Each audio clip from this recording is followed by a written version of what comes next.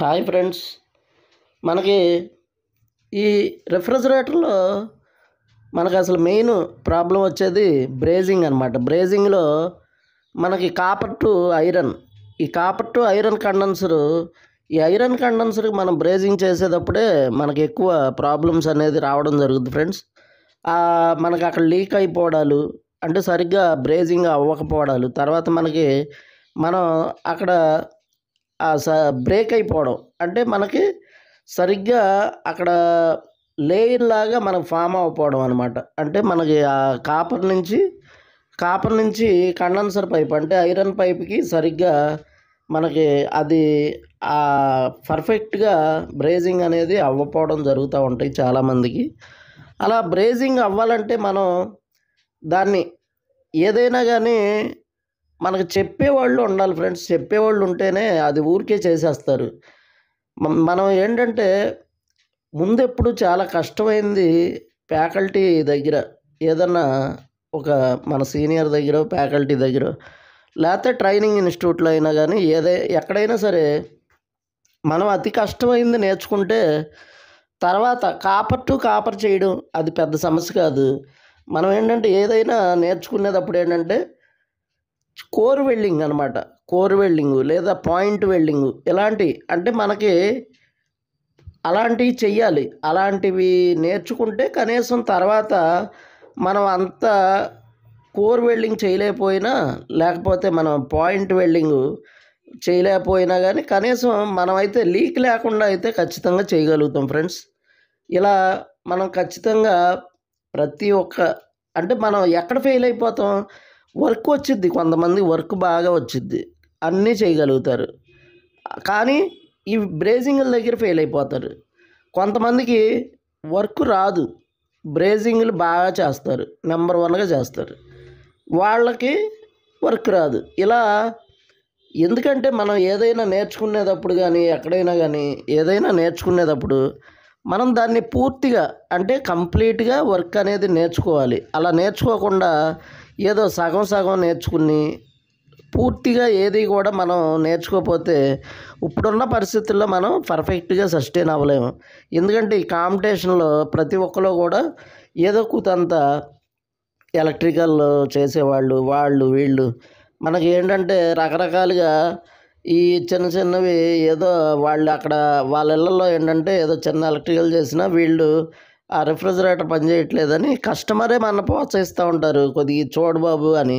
మనకు రాపోయిన ఏదో ఒకటి కెలికి దాన్ని ఏదో ఒకటి కొంత ఓఎల్పియో రిలేనో ఏదో లక్కీ లాటరీ లాగా మనం చేసి ఏదో ఒకసారి వేయంగానే మనం వచ్చేసింది ఇదే ఉందిలే అని అనుకుంటూ ఉంటాం. కానీ దాంట్లో అసలు మెయిన్ అసలు కంప్రెషర్ యొక్క సైకిల్స్ ఏంటి, లేకపోతే అది దాని యొక్క బీటీయూ ఏంటి, దాని యొక్క వాటేజ్ ఏంటి, ఇవన్నీ కూడా తెలిస్తేనే అసలు కంప్రెషర్ ఏం వర్క్ చేస్తుంది, ఇలా ప్రతిదీ కూడా అసలు దేనికి ఏ కంప్రెషర్ వేయాలి, తర్వాత మనకి ఎవాపరేటర్లు ఎంత వేయాలి, తర్వాత మనకి కండెన్సర్లు ఎంత వేయాలి, అలా మనకి ప్రతిదీ కూడా, అంటే మనం ఏదైనా ఒక రిఫ్రిజిరేటర్ని రిపేర్ చేయడానికి ఆ రిఫ్రిజిరేటర్ని నేర్చుకోకూడదు ఫ్రెండ్స్. అసలు రిఫ్రిజిరేషన్ ఎలా వర్క్ అవుద్దో తెలుసుకోవాలి. రిఫ్రిజిరేషన్ అంటే కూలింగ్ని సృష్టించడం ఫ్రెండ్స్.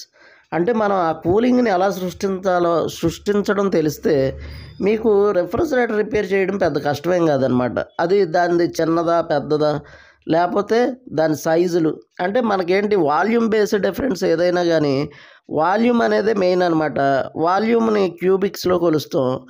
తర్వాత మనం దాని వాటేజీ, తర్వాత దాని యొక్క మనం కంప్రెషర్ వేసే వాటేజీ ఎంత ఉంది, దాని యాంపియర్ ఎంత, ఇలా ప్రతిదీ కూడా మనం క్షుణ్ణంగా తెలుసుకోవాలి.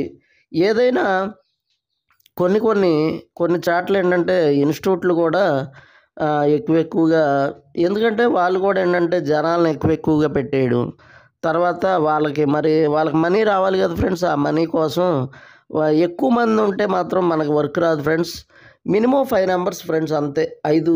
ఐదుగురు కన్నా ఎక్కువ ఉండకూడదు అనమాట. ఇక 5 కన్నా ఎక్కువ ఉంటే ఆ ఫ్యాకల్టీ పట్టించుకోలేడు. ఇది నిజం. ఎందుకంటే మనకి వర్క్ రాదు.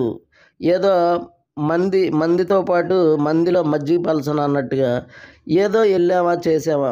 మనం ఒకటే గుర్తుపెట్టుకోవాలి ఫ్రెండ్స్, ఫ్యాకల్టీ అనేవాడు 5గురు అయితే కనుక మనకి వాళ్ళ దగ్గరే ఉండగలడు, వాళ్ళ దగ్గరే నుంచోగలడు, వాళ్ళు ఏం చేస్తున్నారో చూడగలడు. అంతకన్నా ఎక్కువ మంది ఉంటే, ఓ 10 మంది ఉంటే ఫ్యాకల్టీ 10 మందిని లైన్గా కూర్చోబెడితే వాళ్ళ దగ్గర ఫ్యాకల్టీ వాళ్ళని చూడలేడు ఫ్రెండ్స్. ఆ ఫ్యాకల్టీ చూడలేనప్పుడు మనకు వర్క్ రాదనమాట, 100% వర్క్ రాదు. ఎందుకు అంటే ఫ్యాకల్టీ పట్టించుకున్నప్పుడు వర్క్ ఎలా వస్తుంది ఫ్రెండ్స్? మనం వెళ్ళింది డబ్బులు ఖర్చు పెట్టుకునేది దేనికి? మనకు వర్క్ నేర్పుతారనే కదా. ఆ వర్క్ నేర్పే ఫ్యాకల్టీ మనల్ని పట్టించుకోలేనప్పుడు, మనల్ని చూడలేనప్పుడు మనకు వర్క్ ఎలా వస్తుంది? బయట ఇదివరకు షాపుల్లో మేస్త్రీలు ఉండేవాళ్ళు, మనం 2-3 కుర్రోళ్ళు ఉండేవాళ్ళు. ఆ కుర్రాళ్ళని ఆ మేస్త్రి పట్టించుకునేవాడు. కానీ దేనికి పట్టించుకునేవాడు అంటే కడగడానికి, తుడవడానికి, ఈ రెండింటికే పట్టించుకునేవాడు. అంతకే కాదంటే వెళ్ళి సిగరెట్లు తేడానికినో లేకపోతే బజార్ వెళ్ళి మన స్పేర్ పార్ట్లు తేడానికి ఉపయోగించుకునేవాడు. అంతకన్నా సిగరెట్లకి, టీలకి లేకపోతే మన స్పేర్ పార్ట్లు తెస్తాయి తప్ప మన అంతకు మించి దేనికి ఉపయోగించుకునేవాళ్ళు కాదు. ఇప్పుడు సరే అది కాదు, ఇన్స్టిట్యూట్లు వచ్చాయంటే ఆ ఇన్స్టిట్యూట్లు కూడా ఏంటంటే డబ్బుల కోసం తప్ప మరి ఎవరిని కూడా మనం అందరూ కూడా అన్నీ కల్తీ అయిపోయినాయి.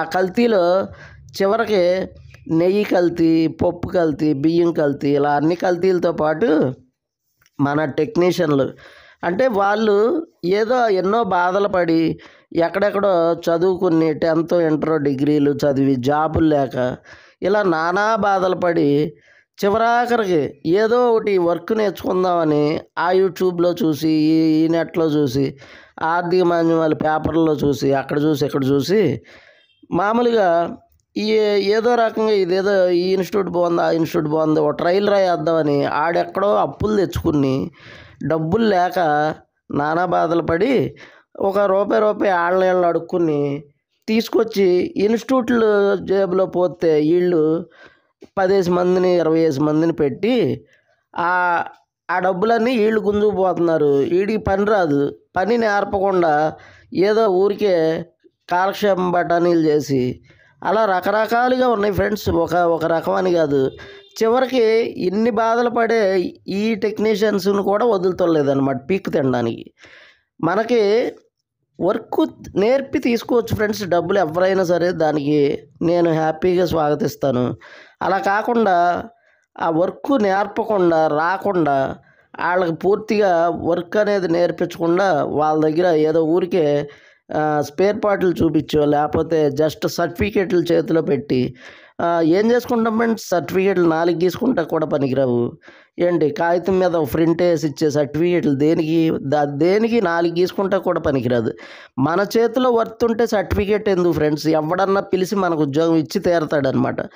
ఇక్కడ కావాల్సింది విద్య ఉండాలి, కానీ సర్టిఫికేట్లు అవసరం లేదు. సర్టిఫికేట్లు దేనికంటే నువ్వు ఏదైనా జాబ్ చేయాలంటే సర్టిఫికేట్ కావాలి. నువ్వు టెక్నికల్గా నీకు వర్క్ అంటూ వచ్చుంటే నువ్వు 10th చదివినా సరే నీకు 50,000 రూపాయల ఉద్యోగం ఎవడైనా ఏఎల్జీ వాడు ఎవడన్నా పిలిచి ఇవ్వాల్సిందే. అంతేగాని మన దగ్గర వర్క్ లేకుండా మాత్రం మనకు సర్టిఫికేట్ల వల్ల ఎలాంటిది ఒరిగేది ఏమీ లేదు ఫ్రెండ్స్. ఇలా మీరు ముందు వర్క్ నేర్చుకోండి, వర్క్ నేర్పే ఇన్స్టిట్యూట్లని ఎంచుకోండి. అక్కడ నేర్చుకున్న వాళ్ళని నలుగురు 5గురిని మీరు కనుక్కుని వాళ్ళు నేర్చుకున్న వాళ్ళు సెట్ అయ్యారా లేదా, చేస్తున్నారా లేదా, ఎన్నాళ్ళయింది నేర్చుకుని, ఎన్నాళ్ళయింది ఒక 5 నిమిషాలు వాళ్ళతో మాట్లాడి అప్పుడు మీరు ఆ ఇన్స్టిట్యూట్లో చేరండి ఫ్రెండ్స్. వరదాగా డబ్బులు అనేవి పోగొట్టుకుని ఇది కాదు అక్కడ రాయేసి మీరు డబ్బులు అప్పుల పాలు అవ్వద్దు ఫ్రెండ్స్. రూపాయి అనేది సంపాదించేటట్టు ఉండాలి, కానీ రూపాయి నాశనం చేసుకునేటట్టు ఉండకూడదు. ఇన్స్టిట్యూట్లు కూడా ఏంటంటే ఇన్స్టిట్యూట్ అసలు ఏదైనా సరే ఒకటి ఫ్రెండ్స్, ఇన్స్టిట్యూట్లో ఎవడైనా ఇన్స్టిట్యూట్ పెట్టినప్పుడు వాడికి డబ్బుల కోసం పెట్టే ఇన్స్టిట్యూట్ అసలు మనకు సెట్ అవ్వదు అనమాట. మనకు పని నేర్పే ఇన్స్టిట్యూట్ అయితేనే సెట్ అవుతుంది ఫ్రెండ్స్. ఆ పని నేర్పే ఇన్స్టిట్యూట్ని మనం ఎలా కనుక్కోవాలంటే మనం 10 మందిని అడగాలన్నమాట, 10 మందిని కనుక్కోవాలి. అంతకితం ఈ మధ్య రీసెంట్గా ఎవరైతే నేర్చుకున్నారో వాళ్ళని కనుక్కోవాలి. పాత వాళ్ళు ఎప్పుడో నేర్చుకున్న వాళ్ళు కాదు ఫ్రెండ్స్, ఎప్పటికప్పుడే రీసెంట్ అంటే జస్ట్ రీసెంట్ ఒక 2 నెలలు 3 నెలల లోపు కనుక్కుంటే చాలు ఫ్రెండ్స్. ఎందుకంటే ఎవరైనా కానీ పూర్తిగా సెట్ అవ్వడానికి 3 months పడుతుంది. బయటికి వెళ్ళిపోయాక ఇన్స్టిట్యూట్లోంచి బయటికి వెళ్ళిన తర్వాత ఒక 2-3 నెలలకి బయటికి వెళ్ళిన 2-3 నెలలకు ఖచ్చితంగా సెట్ అవుతారు. అలాంటి స్టూడెంట్ని కనుక్కోవాలన్నమాట. అక్కడ ఎలా నేర్పారు కనుక్కోకుండా ఎత్తుకెళ్ళి ఏ ఇన్స్టిట్యూట్లోనూ డబ్బులు పొయ్యొద్దు. పోసి అక్కడ పోసిన తర్వాత మళ్ళీ వాళ్ళు తిరిగి మనకు డబ్బులు ఇవ్వరు. ఏంటి మన డబ్బులు మనం నష్టపోయినట్టే. అది కాక ఏంటంటే చీప్గా వస్తుందని ఎక్కడికి వెళ్ళొద్దు. ₹1 పోయిన మంచి ఇన్స్టిట్యూటే ఎత్తుక్కోండి. బాగా గుర్తుపెట్టుకోండి ఫ్రెండ్స్, ఎవరో ₹1 తీసుకుంటున్నారు, ఎక్స్ట్రా తీసుకుంటున్నారని, లేకపోతే ఎక్కువ టైం పడుతుందని. ఇప్పుడు అలాంటి ఇన్స్టిట్యూట్లు ఎప్పుడైనా ఒకటి గుర్తుపెట్టుకోండి, రూల్స్ ఎక్కువ ఉన్న చాటే మనకి క్వాలిటీ అనేది కూడా ఖచ్చితంగా ఉంటుంది ఫ్రెండ్స్. ఏదో నేను ఈ ఇన్స్టిట్యూట్లో పనిచేస్తున్నానని లేకపోతే ఇంకోటైనా కాదు, ఏ ఇన్స్టిట్యూట్ అయినా సరే మీకు క్వాలిటీ ఉండాలి అంటే అక్కడ డబ్బులు ఎక్కువే ఉంటాయి ఫ్రెండ్స్. మనం బ్రాండెడ్ షర్ట్ కొంటే బ్రాండెడ్ షర్ట్ రేటును లేదు, మనం ప్లాట్ఫామ్ మీద కొనే షర్టు ఆ షర్టుగానే ఉంటుంది, బ్రాండెడ్ షర్టుగానే ఉంటుంది. అందుకనే ప్రతి ఒక్కరు కూడా మీరు ఏదైనా సరే ఒక ఇన్స్టిట్యూట్ ఎన్నుకునేటప్పుడు ఖచ్చితంగా దాంట్లో ఎవరైనా చేరిన వాళ్ళు సస్టైన్ అయ్యారా లేదా కనుక్కుని వాళ్ళు బాగున్నారు అనుకుంటేనే ఆ ఇన్స్టిట్యూట్లో చేరండి ఫ్రెండ్స్. Thank you friends.